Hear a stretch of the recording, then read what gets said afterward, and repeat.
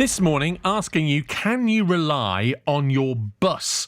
One dad from Warwick, whose son relies on the X17 stagecoach service every day, has told us on BBC CWR of the ongoing issues of late services and cancellations.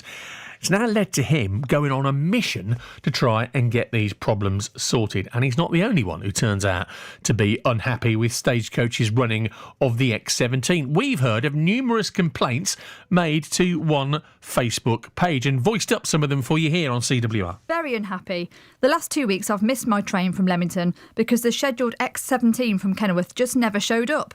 What makes it more frustrating is watching the live updates on Google Maps showing it's on the way or departed, when in reality, there's no bus at all. My daughter catches the 7:15 from Leys Lane into Leamington and the 5:20 coming home every weekday.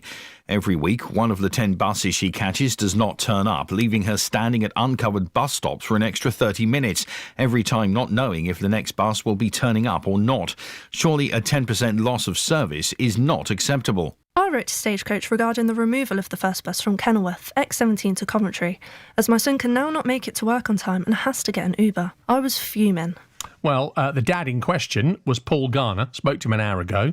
He's the one who's taken it upon himself to get these answers from Stagecoach as to why there are just so many issues, specifically with the X17 service. He told me that it's an issue that's affecting a lot of people. One of the comments that I had, which really rung a chord with me, was a nurse at Warwick Hospital who'd come off a 12-hour shift, and she went to a bus stop, watching the bus on the app. All of a sudden it disappeared. She waited for nearly an hour for another bus just to have the same thing happen again, and she had to walk home, taking her over an hour in the dark. It's not right, is it? Surely you should be able to rely on your bus, shouldn't you? 81333, start your text with CWR, please, this morning. We did ask Stagecoach to come on the programme this morning. They declined, sent us a statement instead, saying that many of these issues are down to a national shortage of drivers.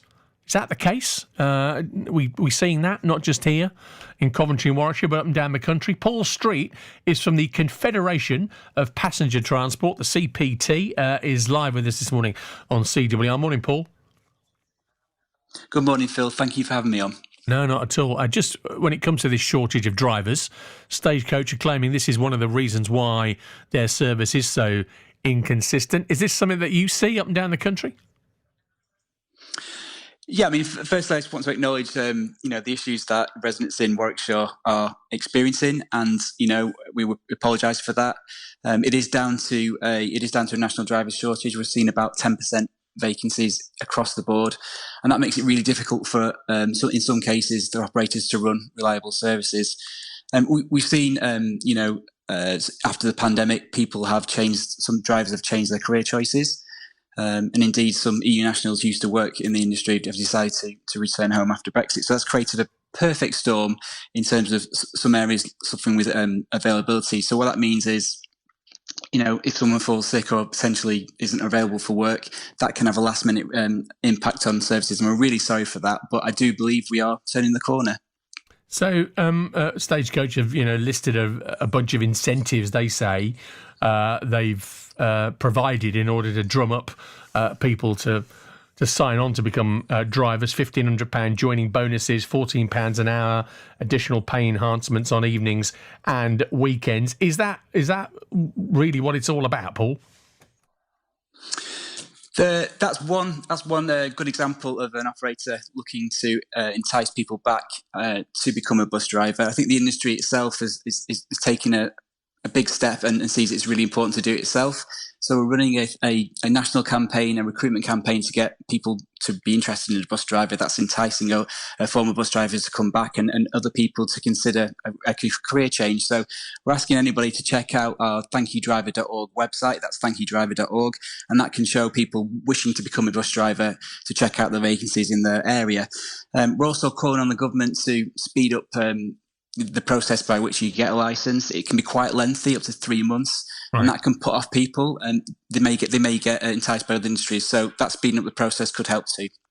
And just in terms of bus travel, Paul, I mean, have you found since the pandemic that people are more or less reliant on bus travel? We saw, obviously, bus services almost completely decimated, didn't we, during the pandemic, people not travelling on public transport.